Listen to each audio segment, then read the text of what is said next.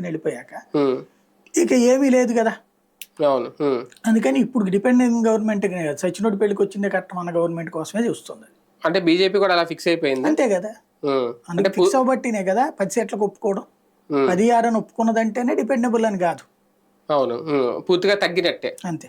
భారతీయ జనతా పార్టీకి ఇచ్చే సీట్లలో ఇప్పుడు జనసేన నుంచి ఏమన్నా కోత పడే అవకాశం ఉందా?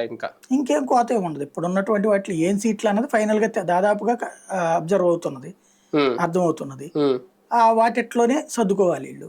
ఇంకా జనసేన ఏమి తగ్గించుకోవడానికి ఏం సిద్ధంగా లేదు. నిన్న వీళ్ళిద్దరు కూర్చుని మాట్లాడుకున్నారు కాబట్టి మాక్సిమం అయిపోయినట్టే అనమాట.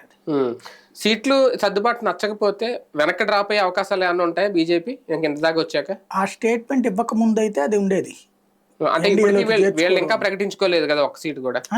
రేపు అనౌన్స్ చేసేస్తారు. మేబీ మొన్ననే కసరత్తు అయిపోయింది అంటే వాళ్ళు ఓకే అయిపోయినట్టు.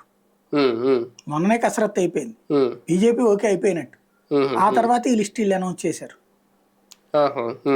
కాకపోతే కింద నాయకులకి కమ్యూనికేట్ చేయలేదు అంతే బీజేపీ.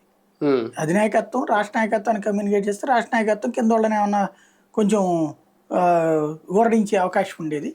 వాళ్ళు ఏం చెప్పకపోవడం వల్ల ఇప్పుడు తెలుగుదేశం ఇచ్చిన సీట్లు పోను ఇది ఉంది. ఇంకా కొంచెం బార్గెనింగ్ కొన